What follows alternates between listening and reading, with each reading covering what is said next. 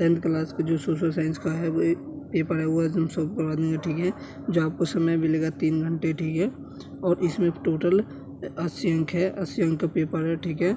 इस 36 क्वेश्चन है, total 36 question है जो, ठीक है। प्रत्येक प्रश्न के सामने अंकों के लिखे हैं हुए हैं, ठीक है। और देखिए प्रश्न कह रहा है क्रम से 116 जो है तुम्हारा 1 अंक का होगा, ठीक है। और 1729 होगा आपका 3 अंकों का होगा, ठीक है। और जो 80 शब्दों से होगा, ठीक है, अधिक नहीं होना चाहिए, ठीक है। अब देखिए जो 30 है, 30 से जो 34 है वो 4 अंक का होगा, जो 120 अंक का होगा, ठीक है। जो शब्दों में लिखना पड़ेगा, ठीक है। तो देखिए अब हम चलते हैं क्वेश्चन पे। देखिए कि इंग्लैंड और स्कॉटलैंड के बीच एक्ट ऑफ यूनियन 1707 का प्रभाव निम्नलिखित में से क्या था। तो आपका आंसर ए हो जाएगा, ठीक है। क्या कह रहा है, विच one of the following was the effect of the arts of the union 1707 between England और स्कॉटलैंड कह रहा है, ठीक है। तो इसका आपको करेक्ट आंसर हो जाएगा ये, इसका भी ए हो जाएगा, ठीक है। इंग्लिश मीडियम वाले बच्चों के लिए, ठीक है। अथवा वाला क्वेश्चन कहता है कि निम्नलिखित में से किस देश समूह में क्या इंडो चाइना हिंदू चीन बना है, मतलब हिंदू चाइना बना है, ठीक है। तो कब बना, तो आपका करेक्ट आंसर हो जाएगा सी इसका, ठीक है। और देखिए हमारा वो इंग्लिश वाला क्या कहता है कि which on the following groups of contracts comparisons Indo China, मतलब इंडो चाइना तो आपको सीधा करेक्ट हो जाएगा सी, ठीक है। अब देखिए हमारा दूसरा क्वेश्चन क्या कहता है, देखिए क्या फ्रांस में किसकी छवि के सिक्कों को और डाक टिकटों पर अंकित की गई है, तो किसके पे की गई है, तो आपको बताइए बी, ठीक है। आपका बी हो जाएगा। इंग्लिश वाला कहता है कि in France house amazing where market on cons and steps doing क्या है 1850 की, ठीक है। तो आपका क्या हो जाएगा, इसमें आपका डायरेक्ट हो जाएगा बी, ठीक है। इसका भी हो जाएगा। अब देखिए हमारा ये अथवा वाला क्वेश्चन क्या कहता है कि पहले इंग्लिश से देख लेते हैं। कह रहा है कि in which on the following years France troops landed in, कहते हैं इसका कब हुआ था, तो आपको सी हो जाएगा, ठीक है, 1858 में, ठीक है। ठीक है, हिंदी में यही कहता है निम्नलिखित में से किस वर्ष में फ्रांसीसी सेना का विनियम की आधारित की डाला, ठीक है, किस पे डाला था, तो आपको इसे हो जाए 1858 में, ठीक है। तब देखिए हमारा क्या कहता है, तीसरा क्वेश्चन देखिए क्या कहता है, which on of the following methods was used by Mahatma Gandhi to fight the rich कैरेमिस इन साउथ अफ्रीका, मतलब किसका साउथ अफ्रीका कहते हैं। तीसरा कह रहा है कि साउथ अफ्रीका, तो क्या हो जाएगा, आपका करेक्ट आंसर हो जाएगा सी, ठीक है। ये हो गया सत्याग्रह, ठीक है, सत्याग्रह मतलब जो सत्य के रास्ते पे के गांधी जी हमेशा कहते हैं सत्य रास्ते पे चलना, ठीक है। अब देखिए इसके हिंदी में कह रहा है कि दक्षिण अफ्रीका में क्या नवदेशी सरकार के से लोहे लेने के लिए महात्मा गांधी ने निम्नलिखित में से किस पद्धति को अपनाया था, तो किसको अपनाया था सत्याग्रह, ठीक है। तो चौथा क्वेश्चन कह रहा है कि विच among the following names was began invested to sections all actions and operations in 1921, ठीक है। तो ये बोल रहा है क्या पता है, आपको पता है कि ये गांधी जी ने करी थी, ठीक है, महात्मा गांधी जी ने, ठीक है। अब चलते हैं, देखो पांचवा क्वेश्चन क्या कहता है हमें। पांचवा क्वेश्चन कह रहा है कि which on of the following states is the largest producers of manganese in India, तो इसको क्या बात कर रहा है, इसके मैंगनीज की बात कर रहा है। तो आपका करेक्ट आंसर क्या हो जाएगा, आपका सी हो जाएगा, ठीक है, ओडिशा, ठीक है। इसी के देख लीजिए हिंदी मीडियम में कह रहा है कि निम्नलिखित में से भारत का कौन सा राज्य मैंगनीज का सबसे बड़ा उत्पादक है, जो सबसे बड़ा उत्पादक है, तो आपको क्या है सबसे बड़ा, तो उड़ीसा है, ठीक। छठा क्वेश्चन कह देता है which on of the following is the largest producers of copper in India, मतलब कॉपर इन इंडिया से जो सबसे बड़ा उत्पादक होता है, ठीक है, उसके बारे में, जो भारत में जो सबसे बड़ा क्या भारत का जो कौन सा राज्य तांबा सबसे बड़ा उत्पादक करता है, तो कौन सा उत्पादक करता है, तो आपको पता है छठे का सी हो जाएगा आपका, ठीक है, मध्य प्रदेश, ठीक है। तो आपको इसका डायरेक्टली इसका भी सी हो जाएगा, है ना। तो देखो निम्नलिखित में से कह रहा है निम्नलिखित में से भारत का कौन सा राज्य तांबा का सबसे बड़ा उत्पादक है, ठीक है। अब देखिए इसमें से हमें सातवां क्वेश्चन कह देता है कि which on of the following industries is the largest contributions of the gross domestic productions क्या GDP, ठीक है, इन इंडिया, ठीक है, GDP इन इंडिया बोल रहा है, ठीक है। तो आपका करेक्ट आंसर हो जाएगा क्या, सातवें का आपका डी हो जाएगा। अब देखिए हमारे इसमें अब हिंदी में देख रहे थे, निम्नलिखित में से किस उद्योग का भारत के सकल घरेलू उत्पाद GDP, ठीक है, GDP जो आप करोगे अर्थशास्त्र में मुझे मिल जाएगा, ठीक है, GDP में सबसे अधिक योगदान किसका है, तो ये क्या है, वस्त्री का, ठीक है, डी का। 8वां क्वेश्चन इसमें कह देता है कि विच one of the following national highways is the longest in India, मतलब जो सबसे लंबा था किसका है, तो आपका सी का हो जाएगा, ठीक है। तो इसी में देखिए अब हिंदी में क्या कहता है कि निम्नलिखित में से किस राष्ट्रीय राजमार्ग की लंबाई भारत से सबसे अधिक है, किसकी है, तो आपको AH-7। 9वां क्वेश्चन क्या कहता है हमें, देखिए कि what did the leaders of the movement in Nepal reject in April 2004, ठीक है, मतलब 2004 की बात चल रही है। तो इसका डायरेक्ट आंसर हो जाएगा आपका ये रहा, ठीक है, प्रोमोशंस ऑफ एन एलिजिस, ठीक है। तो नेपाल में अप्रैल 2004 में आंदोलन के नेताओं ने क्या स्वीकार किया, क्या स्वीकार किया था, तो आपको पता है आपको क्या स्वीकार किया, तो आपको डायरेक्ट आंसर हो जाएगा गठबंधन का निर्माण, ठीक है। 10वां क्वेश्चन इसमें क्या देता है कि to which one of the following constitutions Bolivia belongs, तो आपका 10वां क्वेश्चन क्या देते हैं, बिलोंग्स, तो आपका करेक्ट आंसर हो जाएगा साउथ अफ्रीका, ठीक है। बोलिविया किस महाद्वीप का देश है, तो किसका है, तो दक्षिण अफ्रीका का, ठीक है। 11वां क्वेश्चन क्या देता है, अंडर हाउस क्या leadership was the Bahujan Samaj party format, मतलब बहुजन समाज पार्टी क्या होता है, जो उसके जो गठबंधन क्या है, जो गठन के राज समाज के पार्टी बनाता है, जो गठन एक साथ में करता है, ठीक है। तो आपकी इसका करेक्ट आंसर क्या हो जाएगा, आपका 11वें का ए हो जाएगा, ठीक है।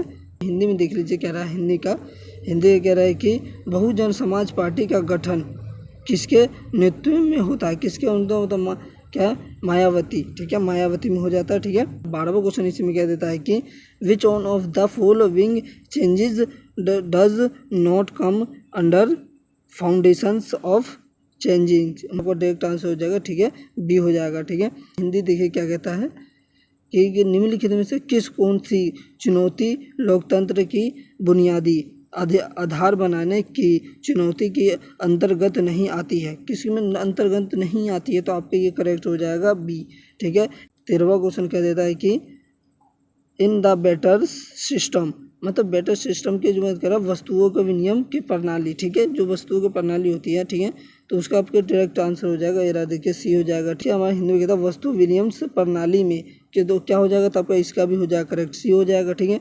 14वां क्वेश्चन है about words percentage of the earth deposits is kept as cash by the banks in India, मतलब इंडिया जो बैंक कितने परसेंट का लेती है, मतलब जो बैंक से जो रखते हैं तो वो कितने परसेंट रखती है, तो कितने परसेंट रखती है आपको पता है कि सीधे क्या आपको सी हो जाएगा, इसका आंसर सीधा हो जाएगा 15% रखती है, ठीक है। में यही कह देता है कि भारत में बैंक जमा राशि का लगभग कितना प्रतिशत हिस्सा नकद के रूप में अपने पास रखते हैं, मतलब वही जो मैंने बताया था, जो अपने पास रखते हैं तो कितने परसेंट रखते हैं, वो हो जाते हैं 15%, ठीक है। क्या removal of branches set by the क्या गवर्नमेंट इज नो हाज, ठीक है, तो आपका करेक्ट आंसर हो जाएगा 15वें का हो जाएगा आपका बी, ठीक है।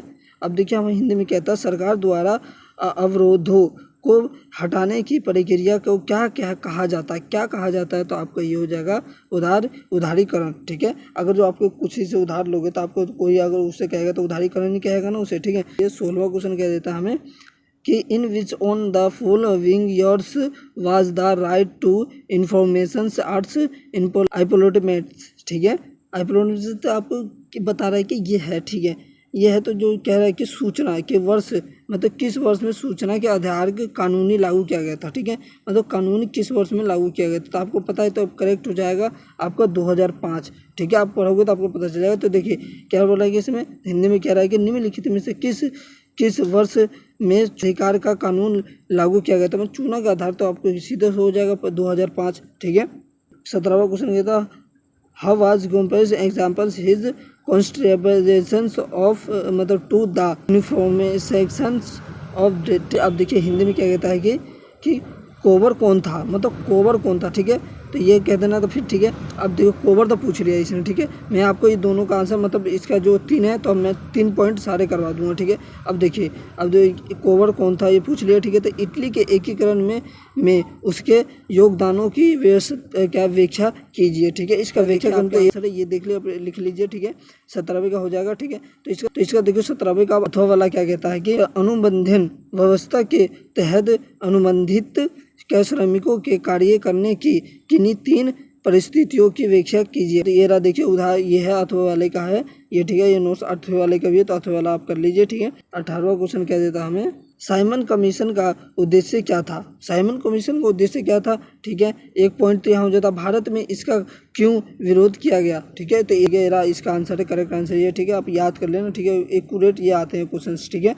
19वां क्वेश्चन कहता है कि भारत में पाई जाने वाली किन्हीं 3 लोहे हयस की पट्टियों का उल्लेख कीजिए। तो ये रहा देखिए तीनों हैं, ये तीनों पट्टी हैं, देख लीजिए आप, ठीक है। आप जो पसंद है मतलब इसका जो कर लेना, ठीक है। 20वां क्वेश्चन कहता है लोहा एवं इस्तेमात उद्योग को आधारभूत उद्योग क्यों कहा जाता है, व्याख्या कीजिए। तो ये रहा इसका देख लीजिए, 20वें का भी ये है, ठीक है। आप कर लीजिए, ठीक है। 20वें का है, ठीक है, ये कर लीजिए, 3 नंबर का है, ठीक है।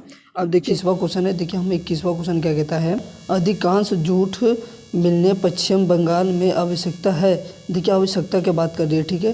तो इसके लिए क्या उत्तरदायी किन्हीं 3 कारणों की व्याख्या कीजिए, ठीक है। इन्होंने 3 व्याख्या के कारण करने को कहा है। तो ठीक है, इसी में हम 22वां भी कर लेते हैं, मैं दोनों का आंसर एक ही साथ दे दूंगा, ठीक है। पहले देखिए 22वां भी देख लेते हैं, हमारा 22वां क्या कहता है, ठीक है। बोलिविया के जल युद्ध की मुख्य क्या विशेषताओं का वर्णन कीजिए। मतलब जो मुख्य विशेषता है उसका वर्णन कीजिए, जो युद्ध हुआ था जो मुख्य विशेषता उसका हमें वर्णन करना है, ठीक। अब देखिए हमारा आंसर क्या कहता है कि 21वां एरा, ठीक है।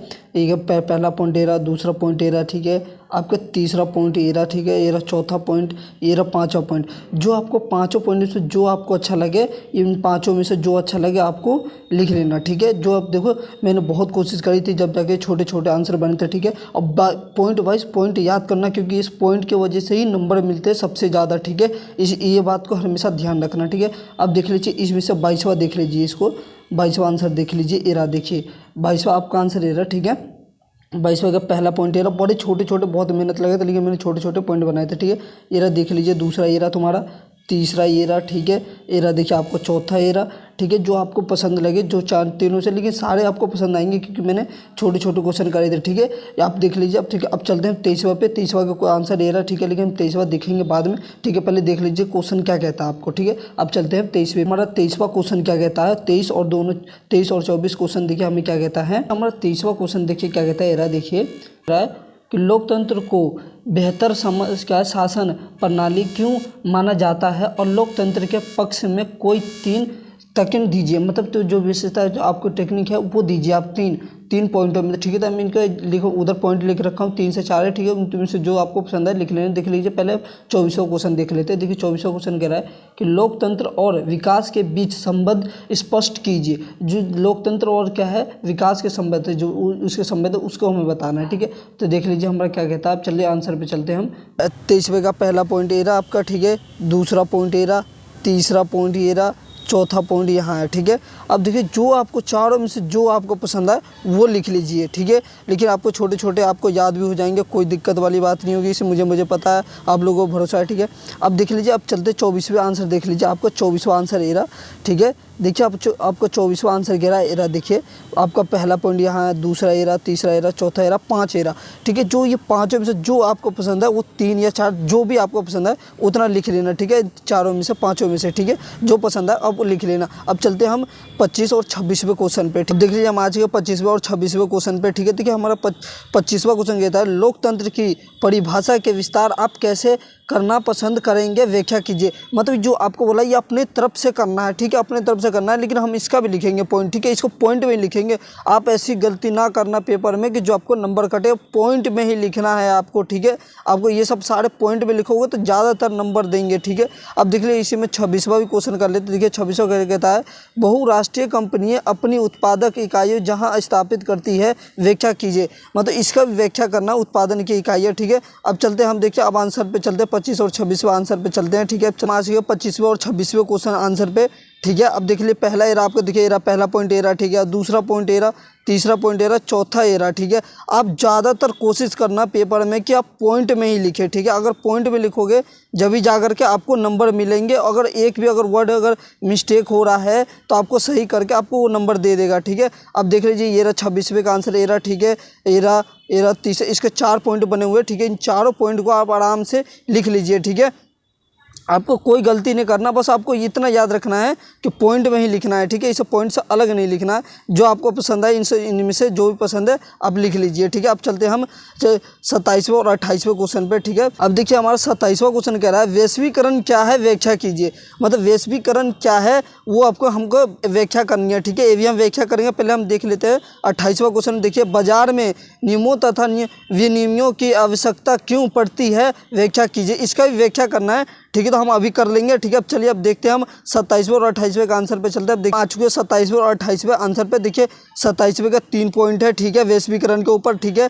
और ये देख लीजिए जो उत्पादक जो हमसे पूछा गया था एरा, देख लीजिए आपका एरा 28वें का यहाँ पर है, ठीक है। 28वें और 27वें के दोनों जो आपको तीनों पॉइंट में से जो अच्छा लगे, क्योंकि मैंने कोशिश करी थी इसके लिए इतना ही छोटा बन पाया, ठीक है।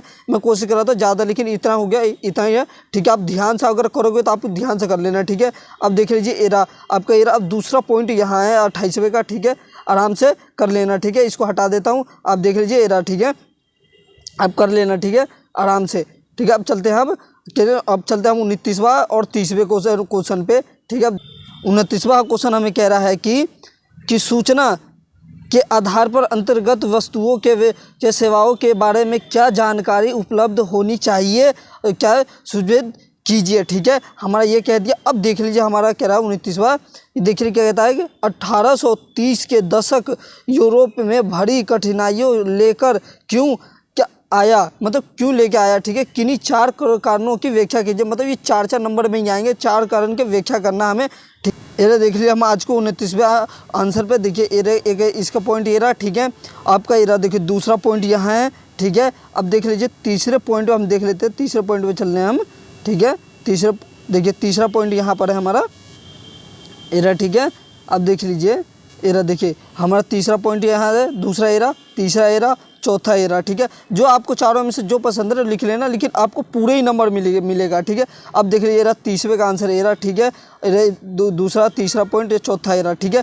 जो आपको पसंद है इनमें से लिख लो, ठीक है, और याद कर लेना, क्योंकि इस बार यही आने वाला है, इससे अलग नहीं आएगा इस बार, ठीक है। और इसके ऊपर पूछ लिया है कि तो तुम्हारा बल्ले बल्ले हो जाएगा इसमें, ठीक है। ये 30वें का ये एरा, 8वें का जो क्वेश्चन है एरा, ठीक है। अब देखिए 30वें का जो अथवा क्वेश्चन में क्या कहता है कि संयुक्त राज्य अमेरिका में विनियम के अंतरिक्ष क्या झगड़े में न्यूनतम क्या हस्तक्षेप करने के नियमों को क्यों लिया, व्याख्या कीजिए। मतलब इसका जो व्याख्या करना है, तो देखिए अब हम चलते हैं सर क्या कहता है, ठीक है।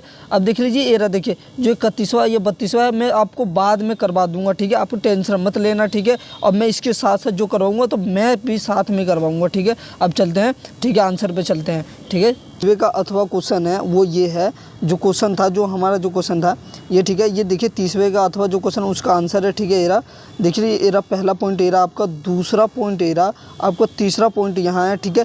देखिए मेरे को थोड़ा सा मेहनत लगा था, लेकिन ये वाला जो तीसरा पॉइंट है ये थोड़ा सा बड़ा हो गया, ठीक है। मैंने भी छोटा करने की कोशिश करा लेकिन नहीं हो पाया, लेकिन फिर भी मैंने इन दोनों को छोटा कर दिया, ठीक है। अब देख लीजिए एरा 8वें का है, आपको मैप दिखा देता हूँ मैं। एरा देखिए मैप एरा आपका देखिए, ठीक है। आपको जो ये मैप है, ठीक है, देखिए आपका जो ये मैप है, देखिए एरा बी एरा आपको ऐसे ऐसे मतलब ऐसे ही आपको 3 पॉइंट दे देगा, ठीक है। 3 पॉइंट दे देगा और ऐसे देगा ए, ठीक है, बी दे देगा और सी दे देगा और डी दे देगा, ठीक है, और ई दे देगा आपको, ठीक है। ऐसे ही भरना होगा आपको, ठीक है। लेकिन मैं ये भरवा दूंगा, आपको टेंशन लेने की जरूरत नहीं है, ठीक है। आप अगले वीडियो में मिलेंगे। जब तक आप वीडियो को लाइक करें, चैनल को सब्सक्राइब करें, जब तक हम मिलते हैं अगले वीडियो में, ठीक है।